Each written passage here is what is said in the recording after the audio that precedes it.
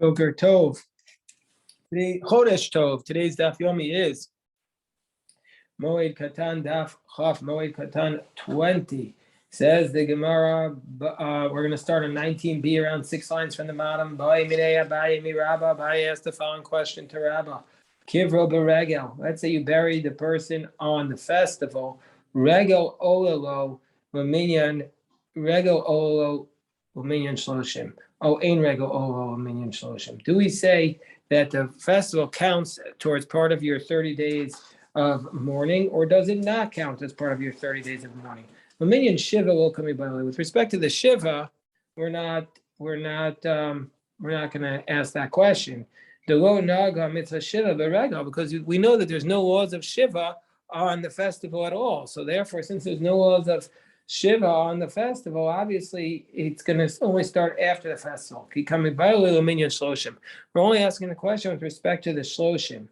The kanaga mitzvah shloshim beregel, because there are aspects of the shloshim that do apply on the festival, like for example, the not doing laundry or getting a haircut. So what's the law with respect to the shloshim on the festival? Does it count?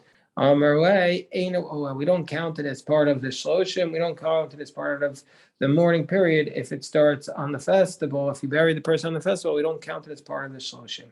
So the Gemara challenges, Abaye challenges Rabbah. Abaye says to Rabbah, Esvei have a brisa, koveres meso. It says in the brisa, when he buries his dead, Shnei yamim kodem haregel, 2 days prior to the festival. Then under those circumstances, Mona chamisha yamim after haregel. You count 5 days after the festival. And his work is done by other people, meaning to say that there's a lesser level of shiva even after the festival. Even though you're sitting shiva after the festival, still it's not a primary source of shiva because it's lesser. So therefore, other people could do your work. And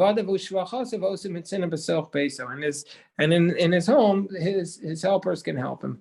And also after the festival, during the final 5 days of Shiva, the people don't need to visit him and be menachem him and comfort him because they've already comforted him over the holiday. Shekvarnis on top of 28, Shekvarnis askubo beregel, because they've already comforted him and visited him over the holiday. Kol shal davar on the top of Chaf Amud Aleph at the top. The general rule is Kol shel mishum evel regel mafsiko.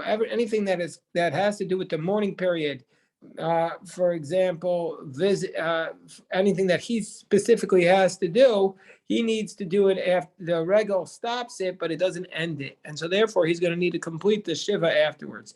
But anything that has to do with what the community's responsibility is to him, i.e., comforting him, then the festival does not stop it. Ein regel mafsiko, the festival does not stop it. And so therefore, then under those circumstances, they don't need to do anything after the holiday because they're allowed to go visit him on the holiday. So then we say, Kavro Shlosha Yamim, let's say you buried him, however, they buried the person 3 days. Besofa regel, towards the end of the festival, you buried him 3 days before the festival ended. Then Mona Shiva Achar regel. Then you count the 7 days after the festival. But the first 4 days, Rabbi Misaskim, the community visits him, but not for the last 3 days, because they were visiting him in the first 3 days of the last 3 days of the festival, which are the first 3 days of Shiva, so to speak. Shosha Yamim Achronim, and then days 5, 6, and 7 after the festival. In Rabbi Misaskim, the community does not go to visit him, Shekvar Misaskim Beregel, because they were already visiting him on the holiday. The regel olo and the festival counts for him. Oh, so we see from here, Abaye says to Rabbi, we see that the regel counts for him. Isn't that referring to Ma'lava Seifa? Isn't that referring to a case where he was buried, where the person was buried on the festival? And yet we say under those circumstances, even though he was buried on the festival, we say that the regel is olo, and so therefore it's referring to the shloshim. And then we see the shloshim starts to count on the festival. The Gemara says, no, we're referring to the Reisha. We're referring to the first cause. And what was the first cause? Well, the first cause was where they started the Shiva prior to the festival. So there we're going to say for sure the regel is Oeh for the Shloshim, because he already started some Shiva, and he has some of the laws of Shloshim on the holiday itself. Says the Gemara, Esvei, The Gemara says, Regel Olo Minyan Shloshim. So the festival counts for the Rabbah is again challenging. Abai is again challenging Rabbah. Again, what did Rabbah say? Rabbah said that the regel does not count towards the shloshim, and Abai is saying maybe it should because we have a brayso that says regel olo minyan shloshim. Festival counts towards the shloshim. How? Ketzad kavaro b'tchilas regel. If he's buried on the holiday, mona shiva achara regel. You count the 7 days after the festival. But yet the shiva is lesser because mulachto nasas ayidei acherim. Other people can do his work. And the people can do his work for him in his home. The ein rabam misaskim, but the community doesn't visit him. They don't do nichum avim. Shekvar nesaskebo b'regel because they already visit him on the holiday. The regel olo and the festival counts towards the shloshim. So it's explicitly against what Rabbah said. Tiyufta. Indeed, Rabbah is refuted. So Abaye did refute Rabbah, and we see from here somebody has a death on the festival that start counting the date of the shloshim on the festival. So Kiyasa Rabban, when Rabban came from Eretz Yisrael to Bavel, Amar Rabbi Yochanan afilu kavaro beregel. He says even if you buried on the festival, you start counting the shloshim on the festival. V'chein Orile Rabbi Eliezer Rabbi Eliezer or Rabbi Pidas Berei afilu kavaro beregel. That's what Rabbi Eliezer taught to Rabbi Pidas, his son. Even if he was buried on the festival, you start counting the shloshim. So now the Gemara has a different question. It says the brayso Tan Rabbanim Kiyim Kfiyas Amita. Let's say he overturned his bed. Let's say he overturned his bed. What's overturning the bed? That was an act of shiva. We don't do this anymore because it'll be a chukot lula. We don't do it. It'll be a mockery. But we do sit on a low chair. So maybe it's like sitting on a low chair. If you do this act of sitting on, of turning over your bed prior to the festival, Rabbi Eliezer says as long as you basically sat shiva for 3 days before the festival, you don't need to sit any shiva at all after the festival. That's what Rabbi Eliezer taught. The Chachamim said, "Afilu yom echad, afilu sha'ach." Chachamim say even 1 day, even 1 moment, even 1 hour. Chachamim say that you don't sit shiva after the festival if you sat shiva even for 1 moment before the festival. And Amar Rabbi Eliezer, Rabbi Shimon, Heinein divrei Beis Shammai, Heinein divrei Beis Hillel. So Rabbi Eliezer, the son of Rabbi Shimon, says that the dispute between Rabbi Eliezer and the Chachamim about whether or not the shiva is canceled out by the holiday, even if it's just 1 moment. That's actually the dispute between Beis Shammai and Beis Hillel. It's the same dispute. Beis Shammai Omer Shlosh Yom. Beis Shammai says you need to shiva for 3 days before the festival. Beis Hillel Omer Mafilu Yom Echad. Beis Hillel says you need to shiva only for 1 day. And Amar Rav Huna, Amar Rav Chia bar Abba, Amar Rabbi Yochanan, Ramilei, Amar Rabbi Yochanan, or Rabbi Chia bar Abba, or Rav Huna, Afilu Yom Echad, Afilu Sha'achas. Even 1 moment before the shiva, before the festival, the shiva is canceled. Rava Amar Halacha Katana Dida, and Rava says the law is like our Tana. What did our Tana teach us? Our Tana taught us, who said the following: the Amar, our Tana said, he said.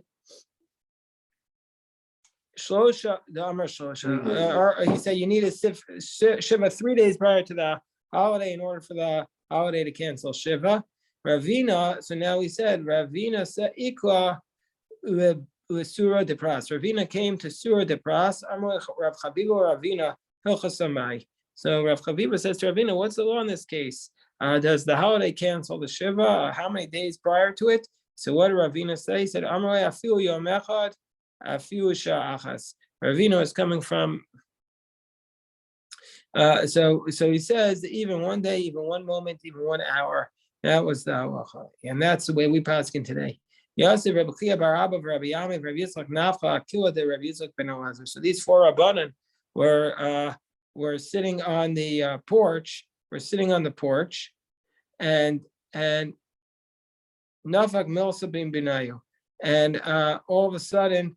A word came out from amongst them. They said, Minayin lavelus shiva. They said, how do we know that mourning period is 7 days? He says, what's our source for it? Because it says, Vafakte chagechem la'evel.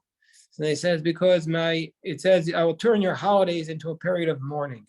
Ma'chag shiva, just like every holiday is 7 days. Afavelus shiva. So to a mourning period is also 7 days. And that's how we know the source for shiva is being 7 days. So first of all, before we go on, the Gemara is going to raise a question about this from Shavuos, which is only one day. But before we go on to ask about Shavuos, we look at the Tosfos. Tosfos says, Machag Shiva. Tosfos says, but in the Yerushalmi, they said, what about Shmini Atzeres? That's 8 days. So the Tosfos says, no, Shmini Atzeres, the Jerusalem Talmud says Shmini Atzeres is really one day. It's not the 8th day because it's its own holiday. So it's just a one-day holiday. But so therefore, that's not a question. Then they ask another question. What about the fact that they says that they mourned for Jacob, their father, for 7 days? So why don't we cite that as the source for Shiva being 7 days? So Tosfos says, no, we don't want to do that because that was prior to the burial. And then Tosfos cites Yerushalmi, who says, Yerushalmi Mashani, the Engel made them because of Matan Torah. And so he said, we have a principle, we can't derive any law from prior to the giving of the Torah at Sinai. So even though we did something in the Torah, even though in the Torah it says Jacob, that they sat Shiva for Jacob for 7 days, we can't learn anything from that. That's what Tosfos says. In Moed Mikodem Matan Torah. You can't learn from prior to the giving of the Torah. It could have just been a behavior. Could have been a behavior, just like not necessarily a law. So from before the law was given, you can't learn from it. Yes. So the Rosh Chodesh is. So Rosh Chodesh itself. Well, today is Rosh Chodesh. Rosh Chodesh was specifically given prior, but then Rosh Chodesh was repeated. We have the laws we read this morning. Interesting, we read the Torah this morning. We didn't read from HaChodesh Hazel Lachem. We read the passage from Pinchas. And so this is the idea that when the Torah was given, the laws became anew.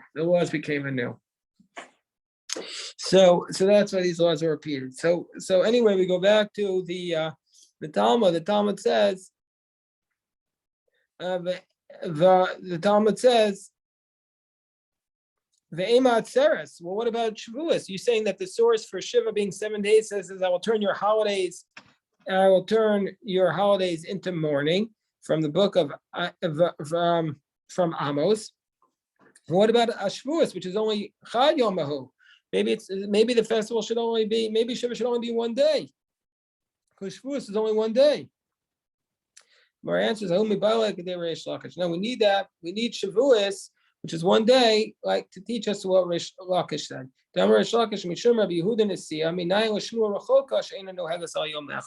What's the source of that? A Shmua Rachoka is you only sit Shiva for 1 day. What's a Shmua Rachoka? A Shmua, a hearing that was distant, meaning to say you heard about a death that was a while ago, not an immediate death, but a death that had happened a while ago. So that you only sit Shiva for 1 day. What's our source for that? So Reish Lakish says, in the name of Rabbi Yehuda Nasiya, because it says, I'll turn your holidays into mourning. And we know from Shavuos, which is called in Torah Atzeres, that we can call a festival of 1 day a festival. So it says the rabbis, now let's talk about this idea of what's called a Shmua Rachoka versus a Shmua Krova. Shmua Krova is, you heard almost immediately that the person died, and the Shmua Rachoka is, you heard about it a while ago. So we're going to talk about the laws about this. So the Bryce says, Shmua Krova, that if you heard almost immediately, then you have to observe 7 days and 30 days. But Shmua Rachoka, but if it was a distant hearing, you heard about the death that happened a while ago, you just sit Shiva for 1 day. Ezu Krova Ezu Rachoka. What's the definition of a close hearing versus a distant hearing? Krova B'tol Shloshim. Krova is within 30 days. Rechoka is la'achar shloshim, and distant is after 30 days. Tivei Rabbi Akiva. So Rabbi Akiva says if you heard about a death, Rahman al-Tzlan, of a close relative, but it was more than 30 days ago, you only sit Shiva 1 day. The sages don't accept this concept of this distinction between a Shmua Rechoka and Shmua Krova. They say everything is 7 days and 30 days. Make of the Rabbi Machmir. Whenever you have an individual who's lenient and the majority of the opinions are strict about a matter, in general, we're going to say the law is like the majority. Chutz mizu, with the exception of this case, Rabbi Akiva Mekel, even though Rabbi Akiva is lenient here, and he says you only have to observe 1 day if it's a Shmua Krova, a Shmua Rechoka. The Chacham Machmir and the sages are strict. Rabbi Akiva, the law is like Rabbi Akiva. The Amar Shmuel, Shmuel taught the law is like the lenient one, with respect to the mourner. Rabbi Chanina Asyule Shmua Davua Mi Bechuzai. Rabbi Chanina heard about his father that he had died from Bechuzai. Bechuzai was presumably far away, and so he heard it after 30 days. So Asla coming to Rav Chisda, he came to Rav Chisda, he says, "What I need to do?" He said, "Oh, it's a distant hearing." Well, we follow Rabbi Akiva. You only do one day. But we challenge this. The Brisa says, when do we say this? That you only keep one day by 5 out of the 7 relatives, because there are 7 relatives that you have to mourn for: father, mother, and then 5 others: brother, sister, son, daughter, and spouse. So for the 5 of them, you keep only one day if it's a distant hearing. But for your father and mother, the Brisa says, of all other the Shiva Shloshim, even if you heard it far away, you do 7 and 30 days. So therefore, we should say that Rabbi Akiva should say you have to keep Shiva Shloshim for his father in this case, because it was his father and mother. It doesn't matter that it was father far away. He says no. That brisa is just a single position. We don't hold like it. We follow Rabbi Akiva. The Tanya we learned Rabbi Tzadok begins up. Rabbi Tzadok's father died in Ginza. They only told him about it after 3 years.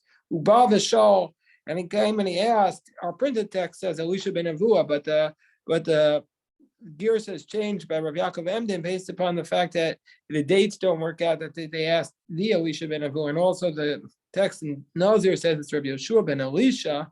So they came and they asked him. It was the Canaan She'imo, and they asked the elders who were with him. Shiva Ushloshim. They said you do 7 and 30 days. So Beno shel Rav Achia Begola Yashav Shiva Ushloshim. And when Rav Achia's son died in the diaspora, he sat 7 and 30 days. But before we go on challenging the parts of this price, that we see from here that this position of 7 and 30 days is not Rabbi Akiva. Rabbi Akiva says 1 day, and we pass like Rabbi Akiva, even though he's lenient, because we follow like the lenient position when it comes to mourning. So it doesn't matter. You have another opinion. That's their opinion. But Rabbi Akiva says you keep only 1 day, where you hear after a distant time that it was even it was a father and mother, and you heard it after 30 days. Now the Gemara says, did Rabbi Achia really sit Shiva Shloshim for his son when he died? In the Gola, meaning he far away, so it was Shmur Rochoka, he didn't hear about right away, and he sat 7 and 30 days. Is that really the case? But we have an incident. Rav Bar Achua, the Rabbi Chia. Rav was the son of Rabbi Chia's brother, and Hu Bar Achte de Rabbi Chia, but he was also the son of Rabbi Chia's sister. Rabbi Chia had a half brother and a half sister who were not at all related, and they married each other, and they gave birth to Rav. So Rav went to his uncle, and Kisol Hasam, when he went back from Bavel to Eretz Yisrael to visit his uncle, Amarei, so his uncle Rabbi Chia said to him, Abba Kayim, he said, is your father, i.e. my brother, still alive? And Rav didn't want to tell him his father was dead, so he said, Amarei Ima Kayemis. He said, why don't you ask if my mother is still alive? So Rabbi Chia said to him, Amarei Ima Kayemis. He said, is your mother still alive? He said to him, Amarei Abba Kayim. He says, why don't you ask if my father's still alive? So Rabbi Chia understood that his brother and his sister had died. So he said to Shmaya, he said to his attendant, he says, take off my shoes, and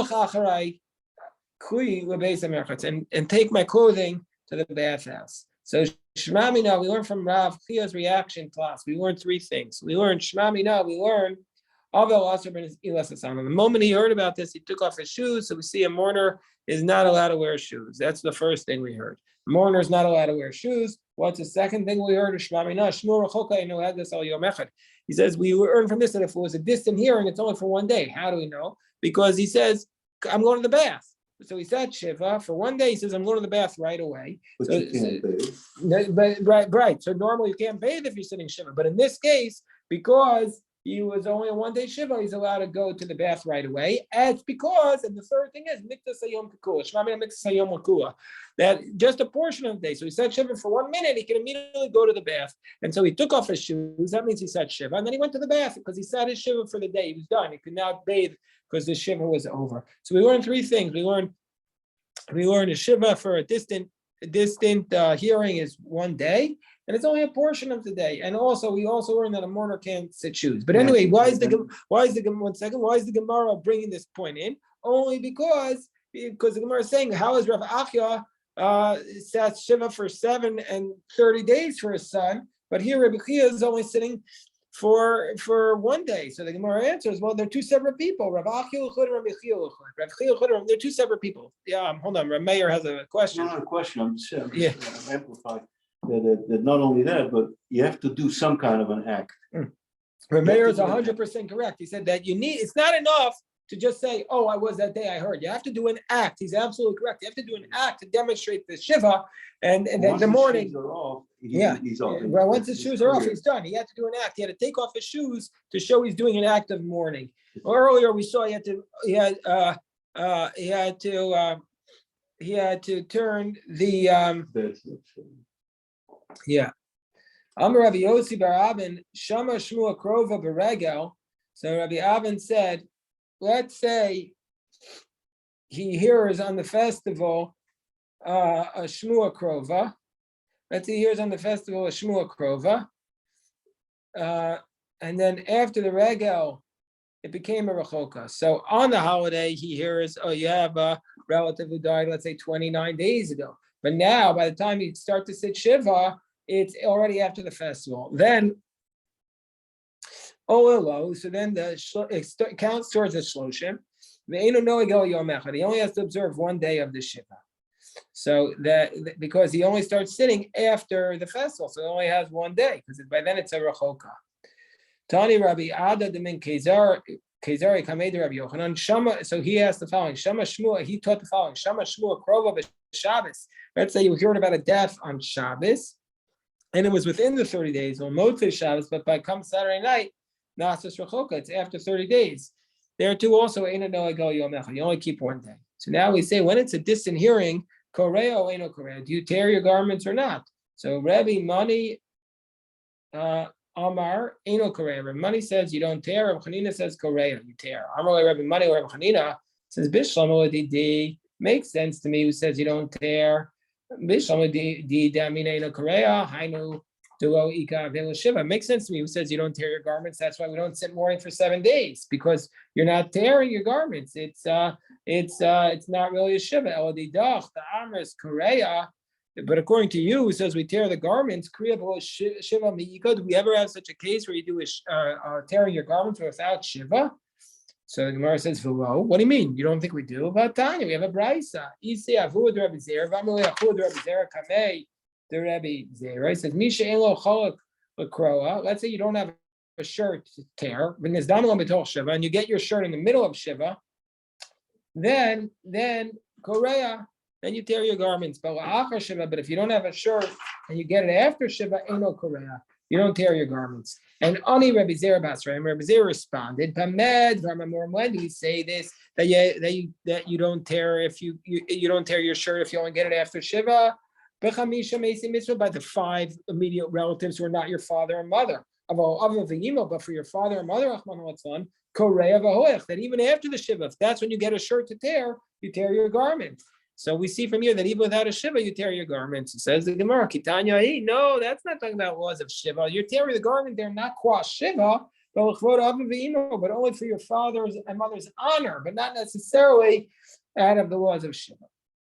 Says the rabbis in the Brisa, Tan Rabbanan, Koam Amor B'Parshas Kohanim Shekoim Mitame. And we say in Parshas Amor all the laws of the Kohen.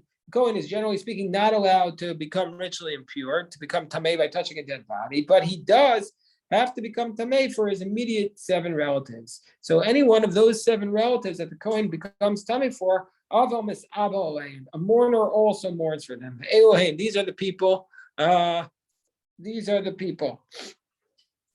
Ishto, his wife, Aviv Imo, his father and his mother, Achiv v'Achoso, his brother and sister, Beno Bito, and his son or daughter, Hosifu Alayan, and they added on to them, Achiv v'Achoso Abasua Me'imo. They added on to them his brother and his sister and his virgin sister from his mother. Even though the text doesn't talk about his half brother just from his mother, that also we mourn for them. And his married sister, you also mourn for your married sister. And just like we mourn for them, just like we mourn for them, we also mourn for their secondary relatives, meaning people who they are themselves mourning for, which is called a shneim, a second. Rabbi Shimon ben Elazar says, Shimon ben Elazar says, you only mourn, the only secondary relative you mourn for is for your grandson, or for a grandfather. The Chachamim said, the Chachamim say anybody who mourns for him, misabo imo. Anybody who would be mourning for that person, and if that person is mourning, you also mourn with them. So the Gemara says, well, what's the difference between the Chachamim and the Tanakama? Tanakama. What's the difference between the Chachamim and the Tanakama? So the Gemara says, the Gemara explains that the difference is, the difference is if they're with you in the house. The Tanakama does not require that the father or the father or the son be with them in the house in order to sit shiva for the ones who they're sitting shiva for. Whereas the Chachamim require them to both be in the same house in order for you to sit shiva for the second degree relatives. Like Rav said to his son Chia. So Rav, we know his uncle was Rebbe Chia, so he named his son after his uncle. So Rav said to his son Chia, in front of your wife, when she's a mourner, then you have to observe the laws of mourning. But if you're not in her presence, then don't observe the laws of mourning.